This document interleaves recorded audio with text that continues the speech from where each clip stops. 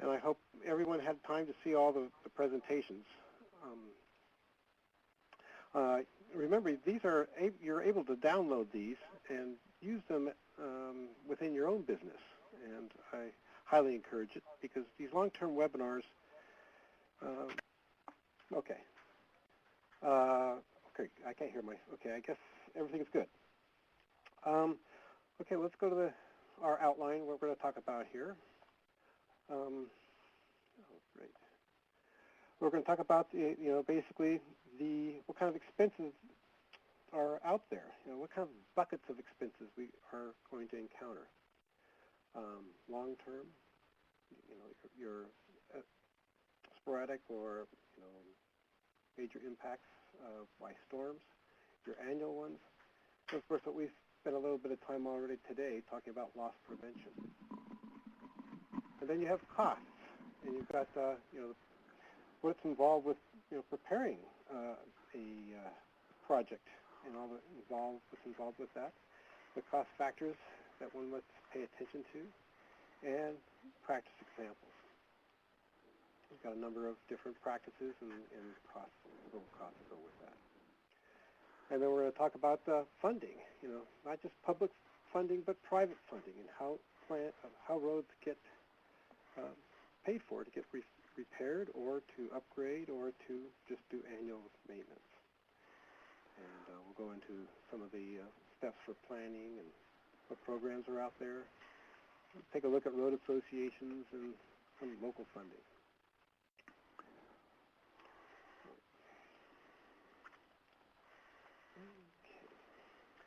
So we're going to go into, road expenditures are basically the second largest cost for a property owner, part of the, I should say, property infrastructure. The home is probably the most, but then the roads are second. And so it's a pretty significant cost to a landowner or to a property owner. So the costs are very important. As I just noted, that we have long-term, these buckets of expenditures, and we spend a lot of time talking about long-term improvements, and that's, as a public agency, that's very important to us. You got your periodic ones, or those storm or disaster events, and those are real, and they happen, and the computer talked to me, and I never turned it back on. All right, well, okay, so we're looking at the long-term capital infrastructure, and that's a lot of what we've been talking throughout these webinars about how we really want to create a resilient road system, whether you're dealing with the road base and the surfacing that won't erode into the stream systems or gully. We're all, dealing with crossings for the long term, basically upgrading to 100-year storms. There's other things that landowners look at, and that's, safety, basically dealing with, or moving large stuff in and out, dealing with corners, visibility, width for turnouts and things like that. And, the final being, and most important in a lot of road associations, is dealing with storm proofing. Basically trying to get that so it can deal with storms all times of the year. And there's these things happen all the time. The cut slope fails, or we have a major mass movement. The roads come apart. Culverts plug. Even 100-year storm culverts can fail. And of course, we've talked about techniques to make sure that if they fail, they don't fail in a negative way. And just a lot of things happen during a major storm event.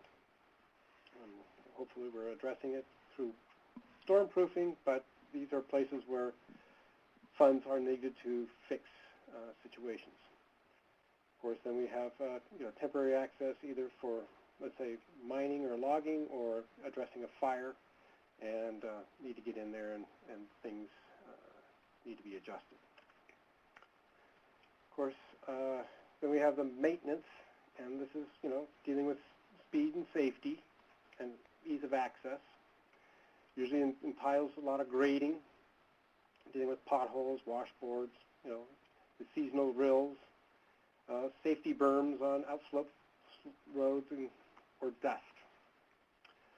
You know, the negative part of maintenance is, you know, you lose a lot of your infrastructure, your long-term stuff, your loss of base, the loss of fines, which help make that road surface drivable. Yeah. So, you know, there's also a compromising of erosion controls. And as you go into different seasons, what kind of maintenance is required. And what we have now developed this other bucket that's becoming more and more important, and Bill just mentioned that a lot of this just now, is basically loss prevention. You know, basically trying to do something to, you know, support, you know, what we've had happen with Endangered Species Act and with the Clean Water Act, how to protect those public values. And, you know, we're trying to plan ahead to address, you know, these known resource concerns. Roads do have impacts, and we need to, you know, basically mitigate those impacts. So we've got in the small print here, you know, we're looking at addressing those places that are the issues. And Bill noted the stream crossings, the decommissioning of the roads, the hydrologically reconnecting or deconnecting road systems to the creeks, addressing unstable ground. But also, you know, there's other you know, basic values that are part of this loss prevention. It's dealing with costs, and there's different ways of reducing those costs by, you know, let's say using gates, doing some fire prevention work, and, you know, rocking. And that's rocking of crossings, riparian areas, that sort of thing. So it's ease of both transport, but also, you know, definitely address water quality and wildlife issues. So when we get into focusing down on costs, we want to determine which is the right equipment, and determine what we need to bring to the project. So going through, you know, looking at the quantity of treatment sites along the road, adding them up to make sure we have a full-size project, or the project that we have funding for. You know, basically going through quantifying excavation volumes, deciding which equipment will work. Sometimes one piece of equipment can do two different things. Another piece of equipment may be too small for one particular project, but too big for another.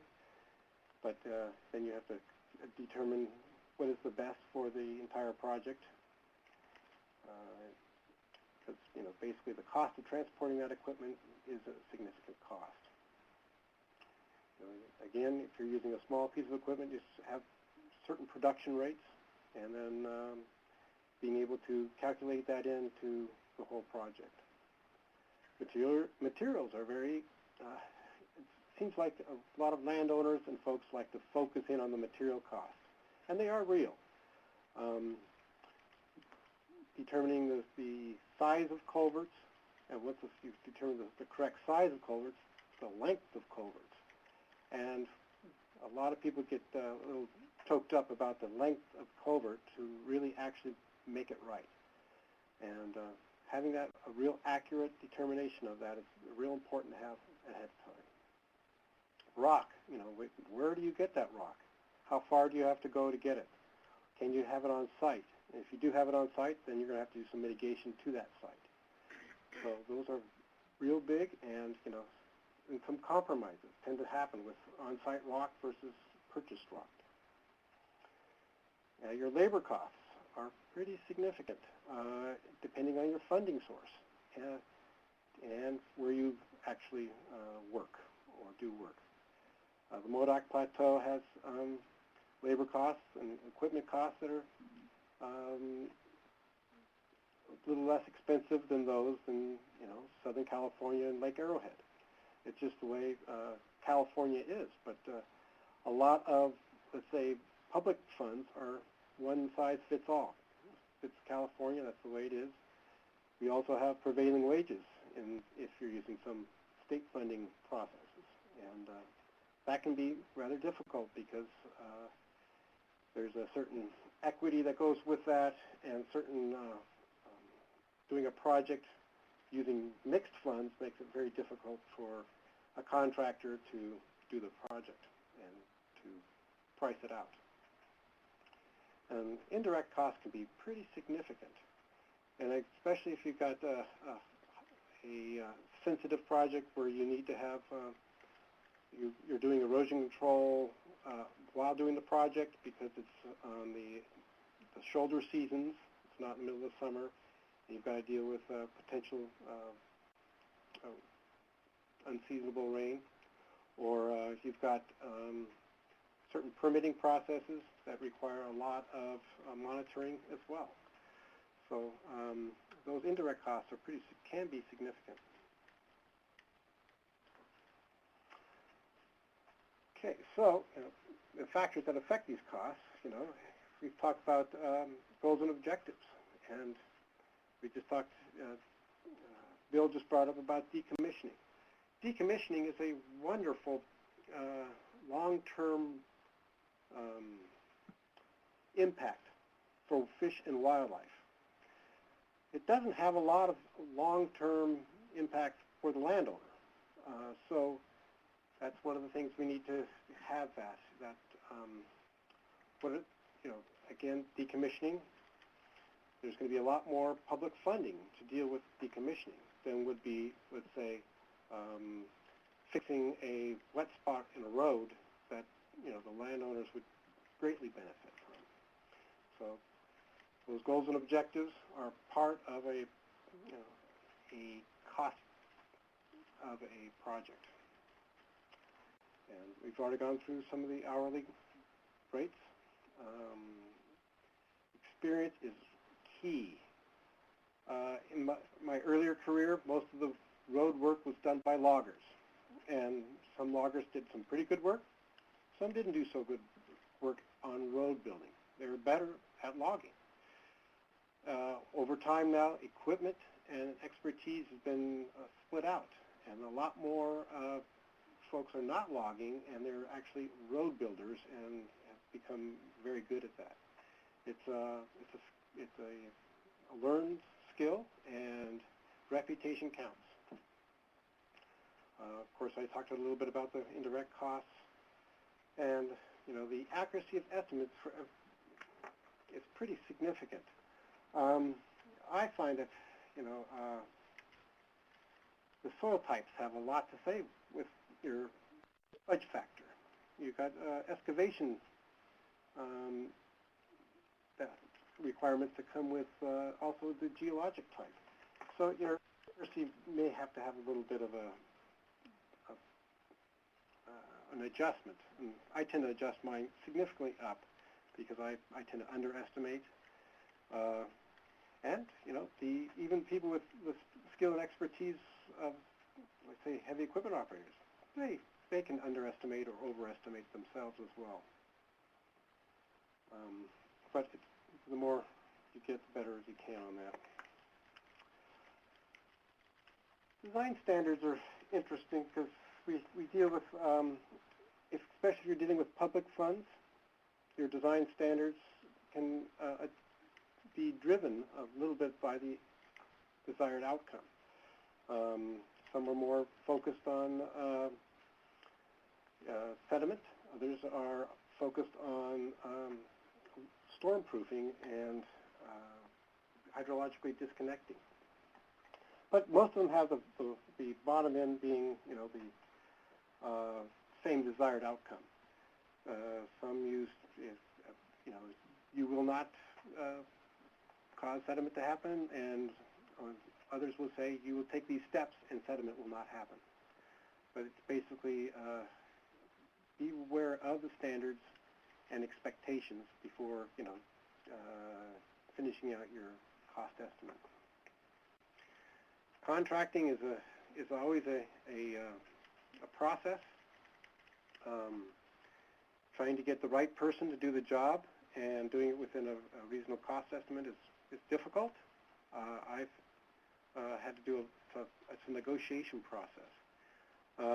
I often use the by the hour with an idea of a cap of what the project's going to cost with a pretty good person on that. Other people just, here's the cost of the project. Can you do it within that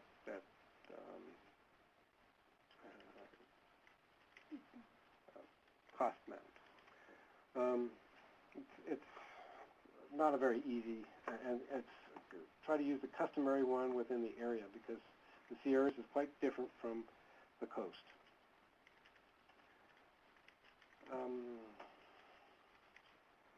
One of the things that accessibility we've already talked a little bit about, but that's, again, trying to bring equipment in. A lowboy can't go on certain roads. If rural roads, they have to take the equipment off and walk the equipment in. That's a major expense. Again, we talked about roads, road rocking. Bringing rock in is a major expense, a significant expense. So having access to rock is a key issue with road upgrades. Okay, and then sensitivity, of course, is, if you're in a residential neighborhood, that has huge effects on your costs. If you're going to have to maintain access during the operation, that's a significant cost. If you have to keep dust control down to a certain level because of people issues, that's significant. If you've got very valuable streams nearby, you're going to have to do those erosion control steps all through the season to make sure that nothing gets in the stream, and those steps that are required to do that stream crossing, that permit process, it's going to be a major cost. And you tie that cost into your estimate. And of course, you've got follow-up. A lot of people focus on, getting the heavy equipment in there and getting the job done with the heavy equipment. And then once the heavy equipment is gone, you're done. No, there is a lot of, sensitive work to be done with hand labor. And that hand labor can be done depending on how big the project is and what kind of work needs to be done. But you need to calculate that labor into the project cost. It just takes a few minutes and it's done. All right, okay, here's your typical costs, and these are based on a lot of work getting done at the same time. It doesn't cost $50 to put a cross drain in for one cross drain, but if you're going to do a series of them over a day period of time, the installation costs drop. That goes with all these costs. If you're going to do where your move-in and move-out costs are marginalized, these are about the right prices to think of. But if you're doing just one or two or a small section of road, these costs can be significantly higher. And you can see there's quite a variation there. Look at road decommissioning. It's $2,000 to $100,000 a mile, and it's based on what you have out there, what's expectations, how much you want to make that road disappear. And so the NRCS is actually going through and redoing all their cost estimates. We've been using typical costs like these that are given to us by folks who do this all the time, like Pacific Watershed Associates or heavy equipment operators that install these things all the time. But again, some of those are all over the books, and we're having a national team come through and just come up with what does an equipment operator cost, how much does it take, the steps involved, including indirect costs to do these things. And I'm actually quite curious to see how these come out too, because I think we've not been really paying attention to, as an agency, we have not been paying attention to the a third party coming in and doing the project for the landowner. And you know, as we've found that the more technical the standards are, the more we need to have better experts that know how those standards are to be done, you know, hired by the landowner. A lot of road work is done by the landowner or buddies of the landowner or local people that have done some heavy equipment work in the past, but they're by no means expert road builders. And you know, they do a pretty good job. Their costs are quite a bit lower, but it doesn't meet certain standards. And as why we are having this discussion is, and this whole webinar, is we're finding that the way we used to build roads are not the way we should be building roads anymore. We need to get, you know, the type of road builder out there and pay for that road builder to do these correctly. And so I think our costs are going to go up significantly. Not significantly, but they will be there, and it's up to us as planners or people who are involved with that planning process to have an accurate picture of what we need to have done. So, you know, we also, as we got into this, if you have no direction, you know, the least cost to the operator will, you know, can have some long-term impacts. You can use all kinds of base rock, but, you know, a real good base rock will last for a long time. Poor base rock won't last for more than a couple seasons. You know, and which costs can start to accumulate. And, you know, depending on how you lay out the project, and it was not under an operational process, you're going to end up with a higher cost than you expect. So, you know, I try to push for, and it can be back of an envelope or work it into a contract, but basically you should have an operational plan where people come in, know what they're doing, know what time periods to expect that work to be done, what kind of equipment are planned to be there. You know, there's always shifts and changes, and you know, the staging of how to do these projects, kind of materials you need to have pre-ordered and available, the sites that you're going to be getting your rock from, and you know, when you take those sites, you're going to have to stabilize those sites as well. You know, your access, you know, either your gating or the traffic processes, because those roads are in need. That's why they're there, so people are using them. How do you work with building road, redoing roads with, you know, people needing to get from point A to point B? Being able to, you know, feel free to inspect and monitor, and, you know, being able to meet those requirements. Okay. I feel I need to speak up a little bit more. So, and then you have your post, you know, be adaptive, you know, and then you've got your post-construction and follow-up.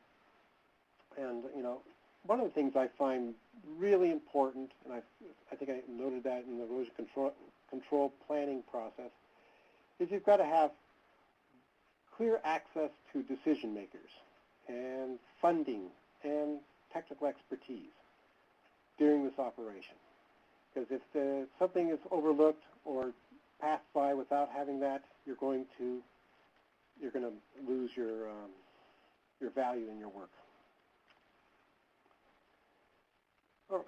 Then now we're going to kind of go into the public funding part, which is, well, I think a lot of people are on the phone here.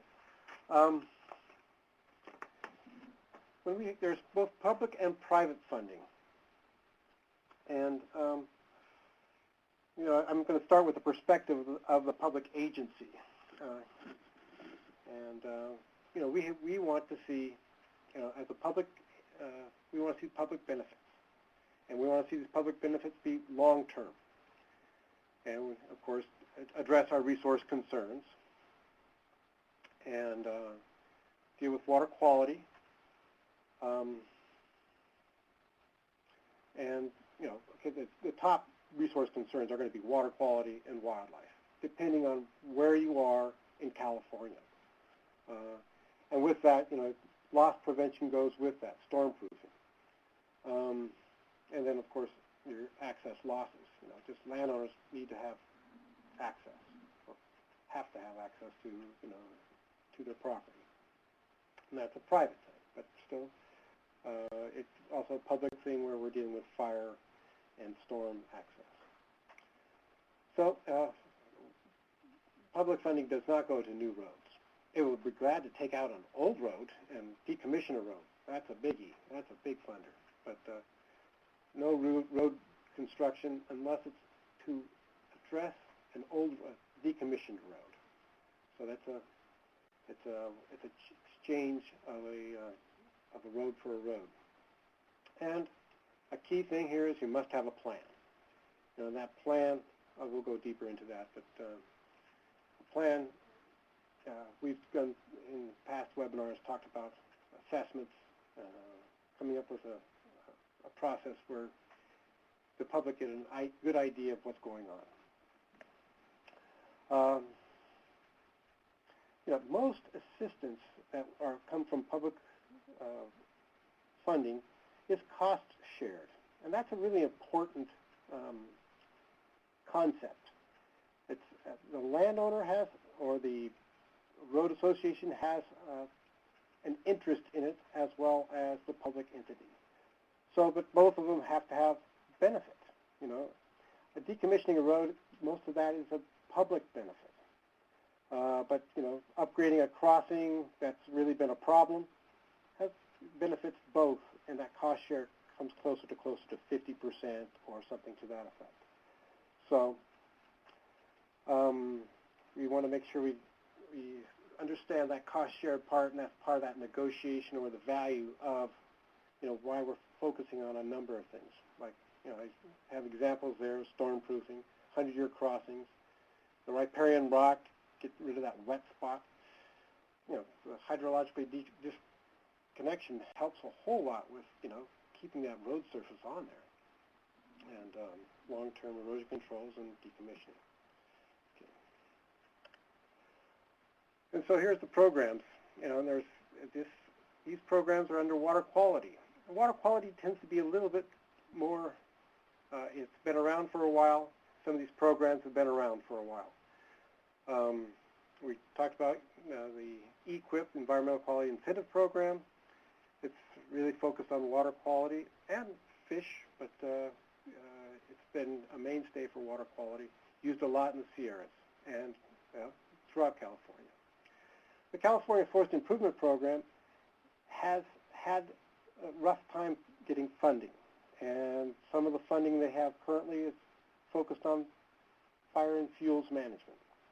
And so roads are not a high, and water quality is not a high requirement, or not requirement. It's a nice, and it's in the law. It's just that the funding sources are not encouraged to spend funding on that at this period of time. Funding always changes, and currently they're working on Prop 40. They've got other funding sources that may be a total shift. This is one of the problems with programs, public programs on road work. It comes and goes depending on the concern or the species. The 319 grants are often focused on TMDLs, those total maximum daily load watersheds that have issues with sediment in their watersheds. And so grants are focused on those watersheds and those watersheds only, and often goes through an RCD, a Resource Conservation District. We had Prop 50 and Prop 84, and in that they had the integrated regional water management programs. And again, those are grants. Often comes down to counties or resource conservation districts to address water quality issues. And surprisingly enough, water quality and wildlife are very similar. And with that, there's Fish and Game has their salmon restoration program. coho is the species of the day right now, and so a lot of the funding that went to other salmon are now focused more on just salmon and the restoration process. So those watersheds are getting more attention, and especially dealing with roads. The Healthy Forest Reserve Program, that's an NRC, Natural Resources Conservation Service program, and the majority of the money went to basically addressing roads on lands that are under permanent easement. And that's a pretty good investment because, you know, that those roads are now fixed for the long term. And, you know, as certain recovery plans come together, roads again come to the surface as a good place to put funding to fix fishery issues. And the Prop 84 has a number of different chapters that address wildlife as well. And again, those Prop 84 goes through county water agencies and RCDs. So to find public funding, your first stop would probably be the local resource conservation district. And NRCS, CAL FIRE has some good potentials, as well as if you're in those sensitive watersheds that have high value water, fish, high value water, you know, there's several other agencies that can be involved. We talked about the Sierra Nevada Conservancy. Again, they have an annual granting process. They've been in the loop at times, and sometimes they're not. So you have to pay attention to, you know, what's happening within the local area for getting public funding. Of course, you know, we always have catastrophic events in California. There was one time when I lived in Santa Cruz that we had 7 out of the 10 years we had a catastrophe of some kind. So, you know, a nationally declared disaster area. So California just loves those things. And so there's a number of programs out there that usually the county taps into more so, but there's other agencies that can get into that and can help landowners and road associations address, you know, catastrophic events. And the Emergency Conservation Program is often used for removing slides off roads after a major storm. The Emergency Watershed Programs often dealing with flooding events and the results of what happens after a fire and the storms that thereafter. We all know what FEMA is, and that's hopefully doing better. And if you're close to the Forest Service lands and there's, you know, a lot of activities with putting out fires, roads are impacted significantly by fires, and, you know, in the fire response to that. So we really need to, you know, when you have these events, you know, these are disasters, and there are special funds set aside to address at least bringing things back to where they were before. And with concerns about clean water and wildlife, they tend to be some flexibility to make it at least meet current standards for those species. Not always. So as we leave this, the public funding, one thing that public funding does require is some sort of plan. So what is the plan? And, you know, so, you know, we usually need to, you know, excuse me, let me take a second here.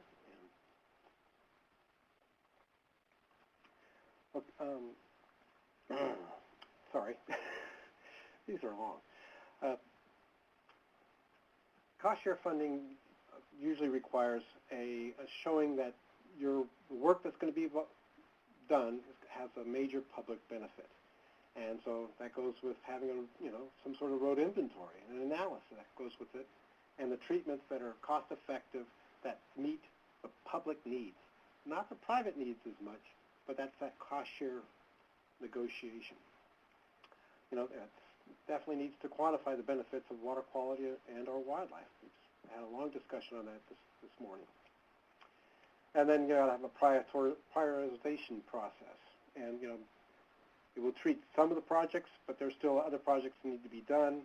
You know, there's going to be a need for, you know, other costs that are going to be involved with this that are not going to be paid for by the public entity. And again, you know, private funding needs to come to play.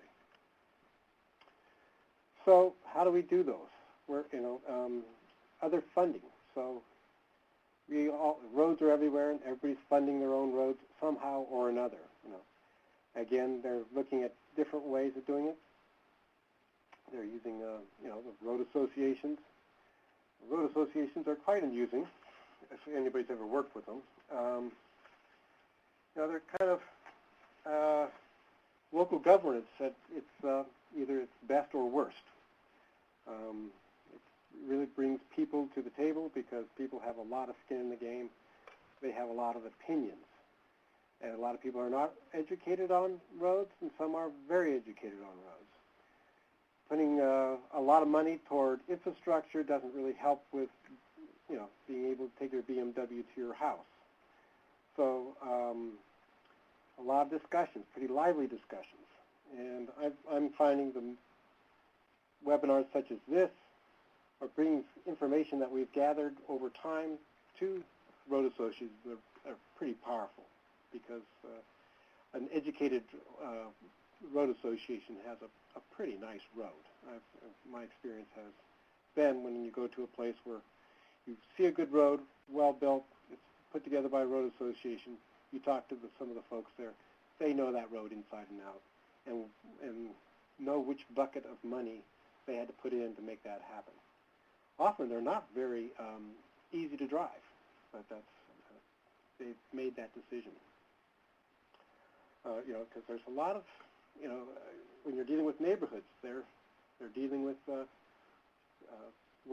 trying to go year-round, so that annual maintenance is really important. And so as you do that annual maintenance, you decrease your you know, infrastructure, and then you're going to have to put more into it.